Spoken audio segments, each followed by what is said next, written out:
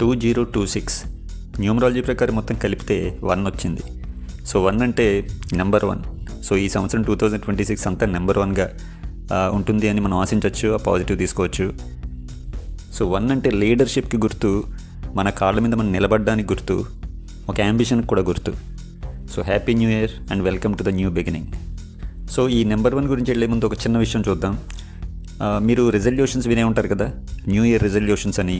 ప్రతి సంవత్సరం ప్రతి ఒక్కళ్ళు తమ సోషల్ మీడియాలో కానీ లేకపోతే ఓపెన్గా కానీ ఎక్కడైనా డిస్కషన్స్లో నేను ఈ సంవత్సరం ఈ రూల్స్ పెట్టుకుంటున్నాను, ఈ గోల్స్ పెట్టుకుంటున్నాను, ఇవన్నీ అచీవ్ చేస్తాను అని చాలామంది అనౌన్స్ చేస్తారు. కానీ మీరు ఎప్పుడైనా ఇయర్ ఎండింగ్లో నేను ఈ సంవత్సరం స్టార్టింగ్లో పెట్టుకున్న రిజల్యూషన్స్ లేదంటే ఆ గోల్స్ అచీవ్ చేశాను అని చెప్పిన ఒక్క మనిషిని కానీ ఒక సోషల్ మీడియా పోస్ట్ కానీ చూసారా? సంవత్సరాలుగా జరుగుతూనే ఉంటుంది. స్టార్టింగ్లో మనకు ఒక ఎగ్జైట్మెంట్ ఉంటుంది, కానీ ఫినిష్ చేసిన వాళ్ళు ఎవరు మనకు కనిపించరు.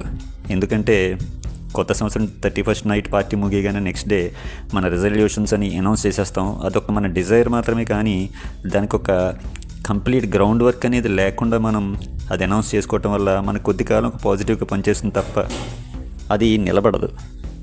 సో ఈ రిజల్యూషన్స్ అని కాకుండా మనం ఒక చిన్న ఎక్స్పెరిమెంట్స్ కొత్తగా ఏదైనా చేయడానికి కొన్ని ఆలోచనలు మాత్రం పంచుకుందాం. మీరు ఈ వీడియో మొత్తం చూడండి, ఖచ్చితంగా మీకు చాలా లోతైన ఆలోచన విశ్లేషణాత్మకమైన విషయాలు తెలుస్తాయి.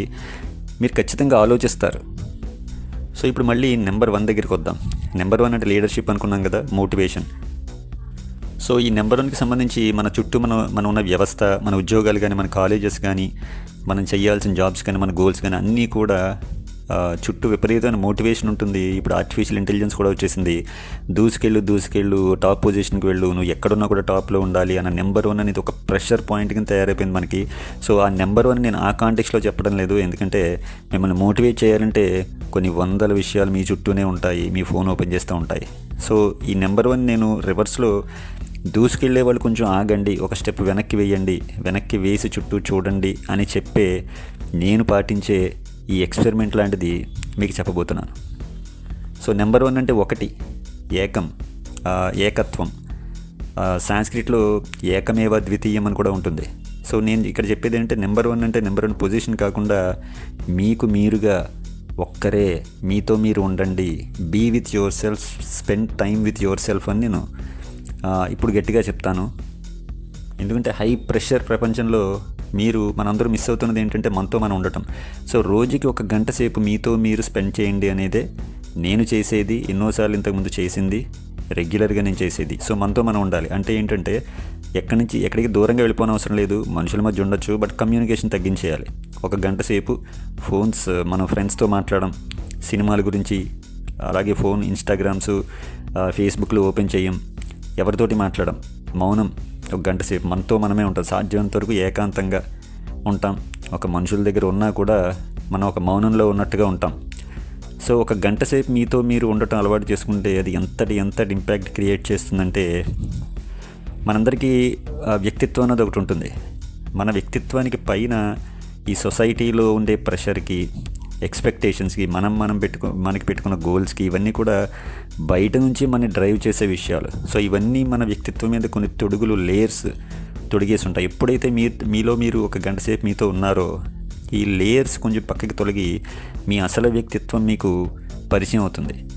ఇది నేనా అన్న ఫీలింగ్ మీకు వస్తుంది. 1 గంట సేపు ఫర్ ఎగ్జాంపుల్ మీతో మీరు ఉన్నారు, ఫ్రెండ్స్ తోటి బయటకు వెళ్ళట్లేదు, మాట్లాడట్లేదు, మీరు ఫోన్ కూడా పక్కన పెట్టేశారు, అసలు ఫోన్ మీ రూమ్లోకి తెచ్చుకోలేదు.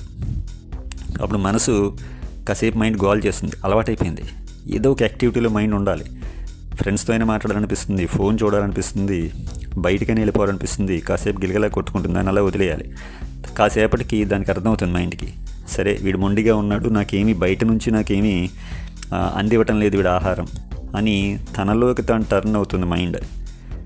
సో తన సబ్కాన్షియస్ మైండ్ వరకు వెళ్ళే పొరల్ని తవ్వుకుంటూ పాతవన్నీ తీస్తూ ఉంటుంది. సో అది మీకు చాలా ఇంపార్టెంట్. ఎప్పుడైతే మైండ్ తనలోకి తాను మళ్ళీ తనతో తాను ఉందో, తన లోపలికి తాను చూసుకుందో, ఒక రకంగా ధ్యానం, కళ్ళు మూసుకుని చేసే ధ్యానం, ఇంచుమించు అలాంటి ప్రక్రియ మీరు ఒంటరిగా ఉన్నప్పుడు కళ్ళు మూసుకోకపోయినప్పటికీ ఉంటాయి. చాలా ఆలోచనలు వస్తాయి. ఆలోచనలన్నీ మీరు ఇలా ఆలోచిస్తున్నారా, మీలో ఎటువంటి ఆలోచనలు ఉన్నాయా అనేది మీకే పరిచయం అవుతుంది. అది కొన్ని రోజుల తర్వాత మీ మైండ్ కామ్ అవటం, ఆవేశాలు, కోపాలు, అంటే సిచ్యువేషన్స్కి రియాక్ట్ అయ్యే విధానం తగ్గుతుంది. అతిగా ఆవేశం, ఇప్పుడు నాకు ఇదివరకు అంత కోపం రావట్లేదే, ఇదివరకు ఏమన్నా రెచ్చగొట్టినా కూడా, లేదంటే ఒక పొలిటికల్ డిబేట్స్ చూసినా ఒక బీపీ వచ్చేసేది, ఇప్పుడు అంత రావట్లేదే అన్న ఫీలింగ్లోకి వస్తారు. సో క్రౌడ్లో దూసుకెళ్ళిపోయి సొసైటీ మీకు చెప్పినట్లు ముందుకెళ్ళిపోతున్న మీరు మిమ్మల్ని ఒక భుజం పట్టుకుని ఒక్క 2-3 స్టెప్స్ వెనక్కి వేయండి అని చెప్పడం నా ఉద్దేశం. మీరు క్రౌడ్లో ఉన్నప్పుడు మీకు కనిపించే పిక్చర్ మీ కళ్ళ చుట్టూ ఏవైతే ఉంటాయో అవే కనిపిస్తాయి. ఒక 2 స్టెప్స్ పక్కకు వస్తే ఈ క్రౌడ్ ఇంకొంచెం ఎక్కువగా కనిపిస్తుంది.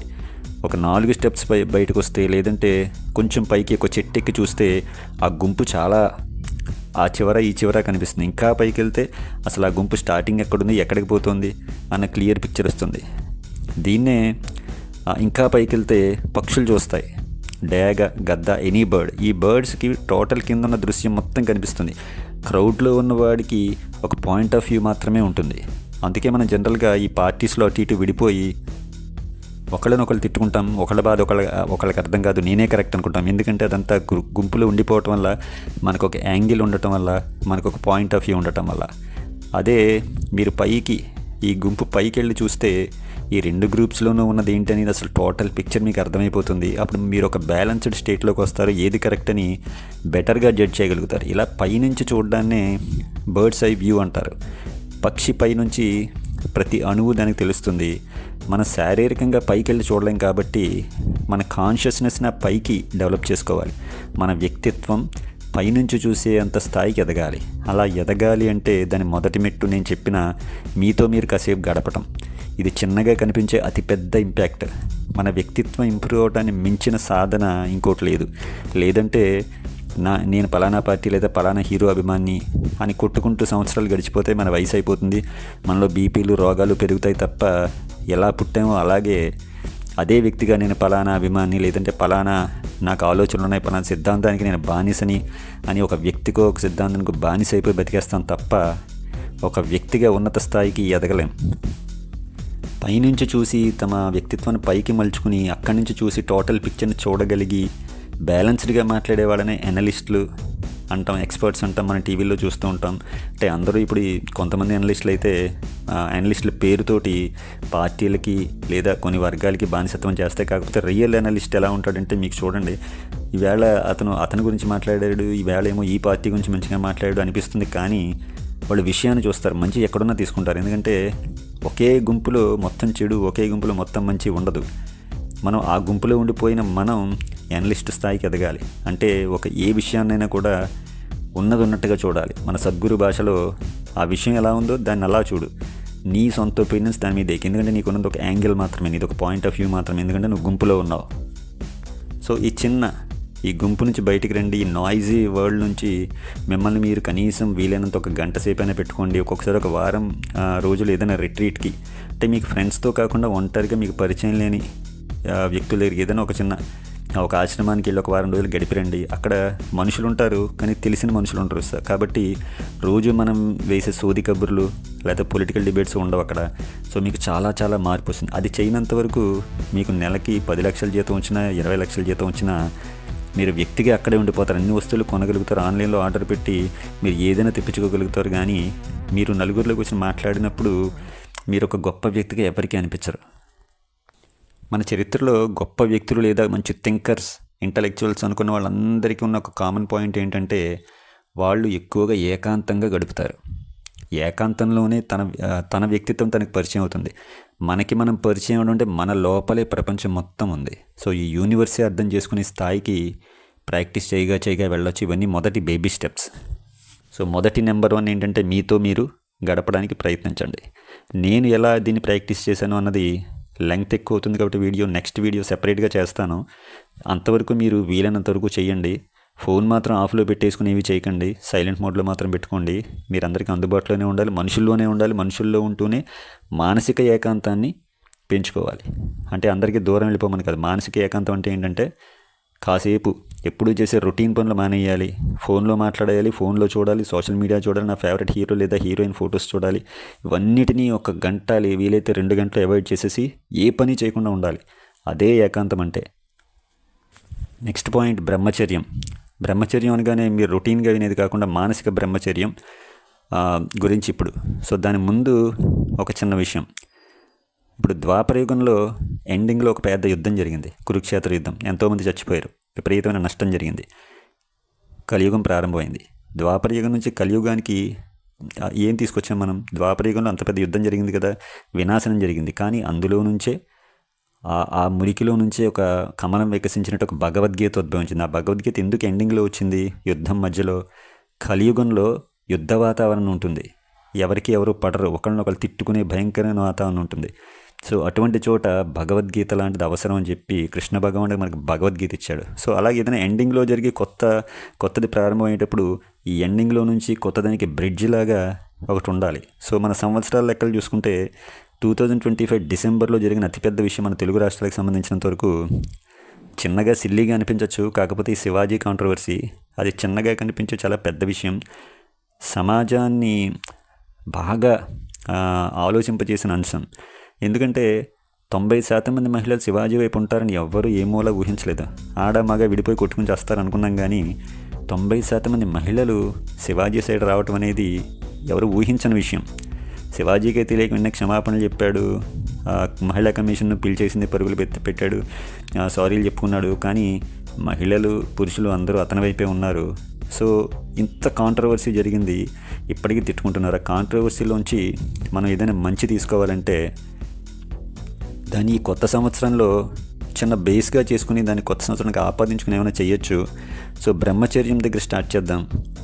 ఇప్పుడు మనందరికీ ఇన్స్టాగ్రామ్ అకౌంట్స్ ఉంటాయి. ఆడపిల్లలు ఇన్స్టాగ్రామ్ ఓపెన్ చేయగానే దాంట్లో ఈ ఆడపిల్లకి తమకు సంబంధించిన ప్రతిదీ పెడతారు. ఏదైనా మేకప్ అయినా ఏదైనా తమ విషయాలన్నీ షేర్ చేసుకుంటారు.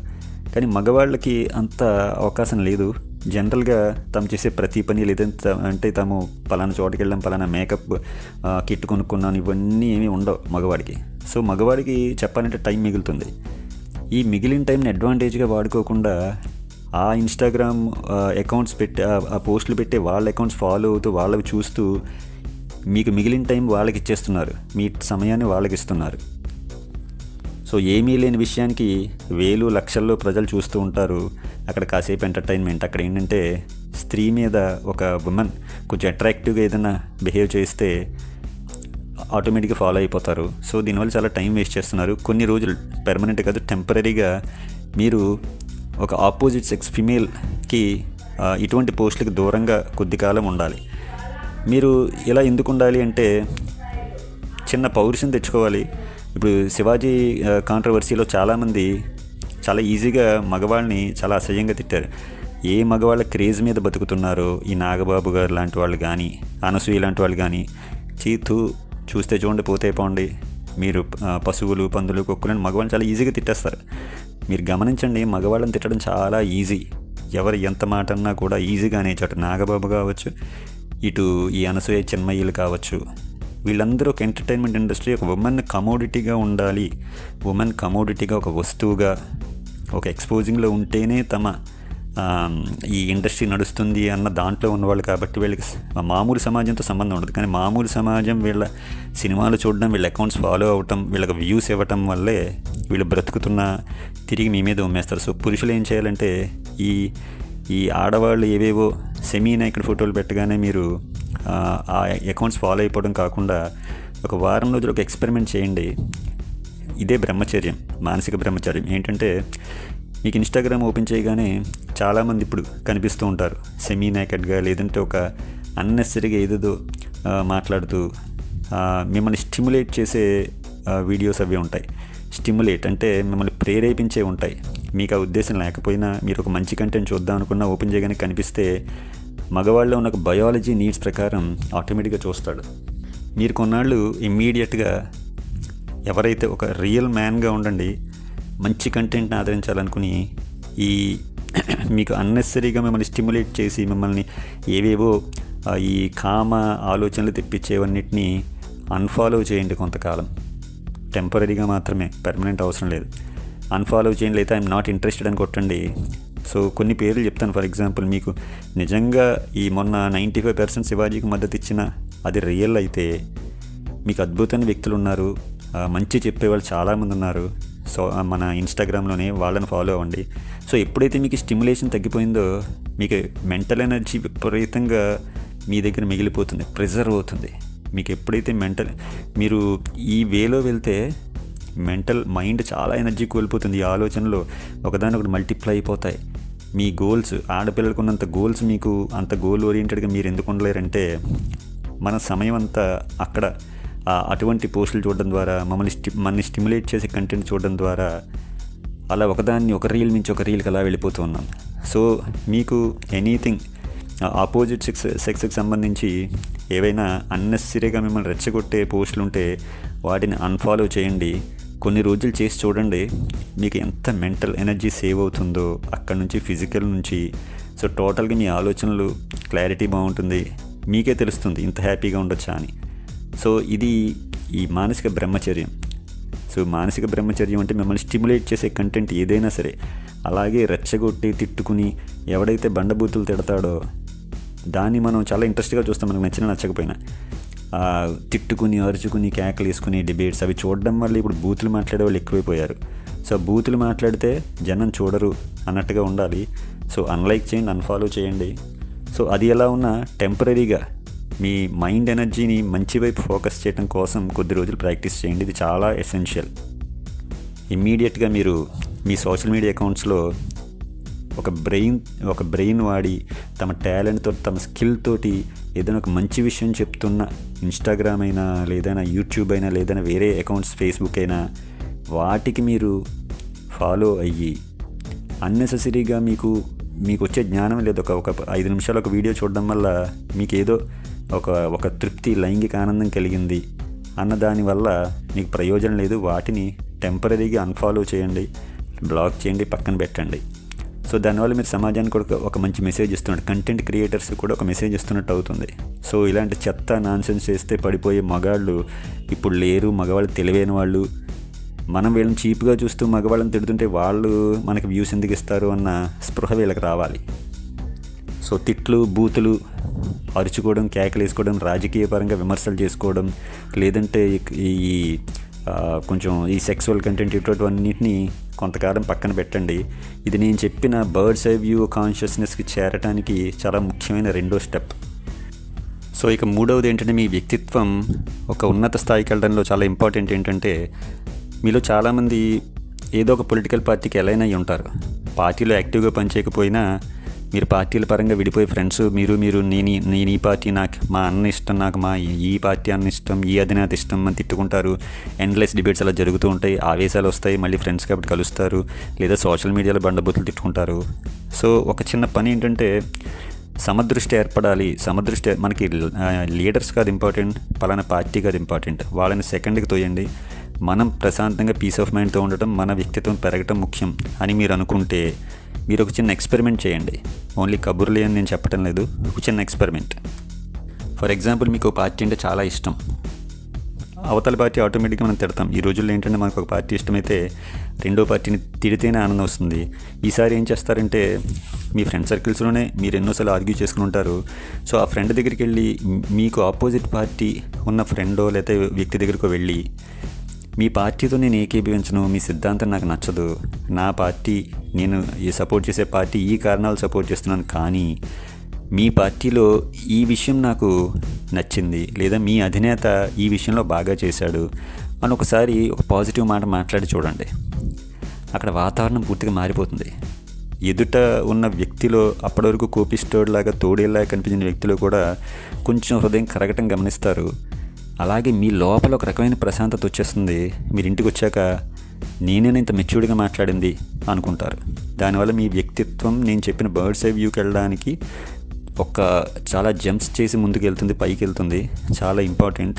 సో మీ పీస్ ఆఫ్ మైండ్ చాలా బాగుంటుంది. మీరు మీ సిద్ధాంతం వదలలేదు, మీ పార్టీని వదలలేదు, కానీ ఎదుటి పార్టీలో కూడా ఒక మంచి ఉంటే గుర్తిస్తాను అనే ఒక సిగ్నల్ పంపించడం ద్వారా అవతల వాడు ఏమనుకుంటాడంటే, మీ పార్టీని వీళ్ళ పార్టీలో మూర్ఖుడు అనుకున్నాను, కానీ ఆ వ్యక్తి మంచి ఎక్కడున్నా తీసుకుంటాడు అన్న అభిప్రాయం అవతల వ్యక్తికి కలుగుతుంది. సో మీ ఇద్దరి మధ్య ఒక పాజిటివ్ ఎనర్జీ సర్క్యులేషన్ జరుగుతుంది. అది మీకు అనుభవిస్తే తెలుస్తుంది. సో అలాగే సినిమాలు కూడా, సినిమాకి వెళ్ళారంటే మీరు అర్జున్ రెడ్డి ఇలాంటి సినిమాలు ఉంటాయి. దీని మీద చాలా వివాదాలు జరిగాయి కాబట్టి ఆ సినిమా పేరు తీస్తున్నాను. కొంతమంది చాలామంది అపోజ్ చేశారు. అప్పట్లో ఆర్గ్యుమెంట్స్ జరిగే టీవీలో కాంగ్రెస్ లీడర్ హనుమంతరావుకి, అలాగే డైరెక్టర్ వీళ్ళందరికీ. సో చూసేవాళ్ళు చూసారు. అదొక క్లాసిక్ కల్ట్ హిట్గా నిలిచింది. చాలా మంచి సినిమా.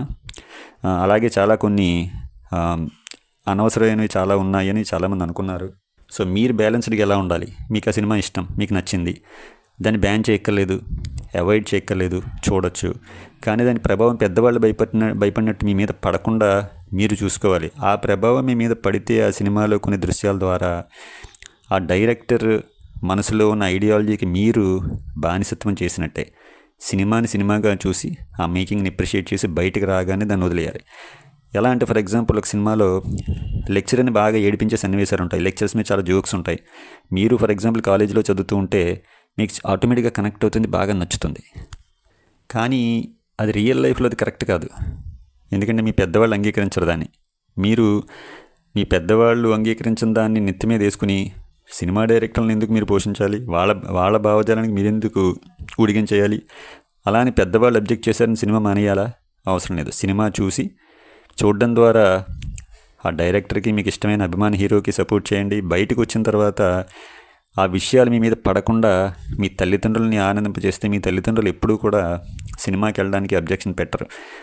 అది చిన్న ఎక్స్పెరిమెంట్ ఎలా చేస్తారంటే, నేను ఇందాక చెప్పినట్టు కాలేజీ లెక్చరర్ని ఏడిపించే సన్నివేశాలు ఉన్నాయంటే దాన్ని మీరు వెంటనే ఆపోజిట్ పని చేయడం ద్వారా బ్యాలెన్స్ చేసేయాలి. మీ సబ్కాన్షియస్ మైండ్లో నేను ఇలా లెక్చరర్ని ఏడిపించడం ద్వారా ఒక ఆనందం పొందాలి అనేది మీ మీద ఇంప్రెషన్గా మిగిలిపోకుండా మీ నెక్స్ట్ డే కాలేజీకి వెళ్ళినప్పుడు ఒక లెక్చరర్ దగ్గరికి వెళ్ళి, వీలైతే ఇంతకుముందు మీరు పెద్దగా ఇంట్రెస్ట్ చూపించిన లెక్చరర్ దగ్గరికి వెళ్ళి చాలా మర్యాదగా, చాలా హంబుల్గా విష్ చేయండి. ఒక స్మైల్ తోటి, సాధ్యమైనంత రెస్పెక్ట్ఫుల్ బాడీ లాంగ్వేజ్ తోటి. అర్జున్ రెడ్డి అనే పేరు అని కాదు, జస్ట్ అటువంటి కొన్ని మూవీస్లో లెక్చరర్ పట్ల బాడీ లాంగ్వేజ్ చాలా యారగెంట్గా, అదే చాలా బాగుంది, అదొక స్టైల్ అన్నట్టు తీశారు. మీరేంటి దాని ఆపోజిట్ బాడీ లాంగ్వేజ్ చాలా హంబుల్గా, రెస్పెక్ట్ఫుల్గా లెక్చరర్కి విష్ చేసి వెళ్తే మీకు లోపల చాలా హాయిగా ఉంటుంది. తెల్లగరేసేటప్పుడు వచ్చే కిక్ ఎలా ఉంటుందో దానికంటే 10 రెట్లు ఒక హాయి లోపల ఉంటుంది. సో అది చేయగానే మీరు సినిమా ఎంజాయ్ చేశారు, సినిమా గురించి మాట్లాడతారు. కానీ సినిమాలో చెప్పిన మీకు ఉపయోగపడని లైఫ్లో మీకు నష్టమే, అటు లెక్చరర్లు ఫీల్ అవుతారు. సో అటువంటిది మీ మీద ప్రభావం పడకుండా చిన్న ఎక్స్పెరిమెంట్. అలాగే పేరెంట్స్ మీద జోకులు ఉంటాయి. ఇదిగో పేరెంట్స్ మీ మీద ఏదో మీ ప్రేమకి అడ్డం పడిపోయినట్టు విలన్స్ లాగా పేరెంట్స్ని చూపిస్తారు. సో అటువంటి సినిమాలు చూడండి హాయిగా. కానీ ఇంటికి రాగానే ఫర్ ఎగ్జాంపుల్ తండ్రిని ఎదిరించే అది గొప్పగా చూపించే సినిమా ఉంటే చూసి మీరు ఇంటికి రాగానే ఆ రోజు మీ నాన్న దగ్గర కూర్చుని మీ నాన్నతోటి కొంచెం ప్రేమగా 4 మంచి విషయాలు మాట్లాడండి. సో ఆ సినిమా తండ్రిని ఎదిరిస్తే అదొక కిక్, అదొక థ్రిల్ అన్న ప్రభావం మీ మనసు మీద పడబోయే లోపు మీరు ఈ చర్య చేయడం ద్వారా మీ మీద మీకు ఒక మంచి వ్యక్తిత్వం డెవలప్ అవుతుంది. ఎటువంటి ప్రభావం ఉండదు. సో ఇటువంటి యాటిట్యూడ్ డెవలప్ చేసుకున్న మీరు ఎక్కడికి వెళ్ళినా, ఏం చేసినా, ఏ సినిమా చూసినా, ఏ పబ్కి వెళ్ళినా ఏ పేరెంట్స్ కూడా అబ్జెక్షన్ పెట్టరు. పైగా నేను చెప్పిన బర్డ్స్ ఐ వ్యూ ఉన్నత కాన్షియస్నెస్ వ్యక్తిత్వానికి అత్యంత ఇంపార్టెంట్ పాయింట్ ఇది. సో మీతో మీరు గడపడం, అలాగే కొంచెం ఏకాంతం, ఆ తర్వాత ఫిమేల్ కంటెంట్ కొంతకాలం అవాయిడ్ చేయటం. అంటే ఇది నేను మెన్కి ఎందుకు చెప్తున్నానంటే శివాజీ చెప్పిన దాంట్లోంచి ఒకటి తీసుకోవచ్చు. ఆయన ఏమన్నాడు, ఇప్పుడు ఎవరికి సలహాలు ఇవ్వకూడదు అని నాకు అర్థమైంది అన్నాడు. సో ముఖ్యంగా మహిళలకి సలహాలు ఇవ్వటం వల్ల నేను ఇంత ఫేస్ చేశాను అన్నాడు. సో బేసిక్గా నేను మెయిన్గా అబ్బాయిని టార్గెట్ చేస్తూ చెప్తున్నాను. సో మగవాళ్ళతో ఫ్రీగా ఏదైనా చెప్పచ్చు. సో లేడీస్ కూడా ఇందులో చాలా విషయాలు ఉపయోగపడతాయి. సో మీరు మొదటగా సాలిట్యూడ్, ఏకాంతం, నెక్స్ట్ బ్రహ్మచర్యం, అలాగే నేను చెప్పిన చిన్న చిన్న సోషల్ ఎక్స్పెరిమెంట్స్ చేయండి. సో వీడియో లెంగ్త్ ఎక్కువ అవుతుంది కాబట్టి దీనికి సంబంధించి మరిన్ని కొంచెం ఇంట్రెస్టింగ్ విషయాలు నెక్స్ట్ వీడియోలో చెప్తాను. జై హింద్.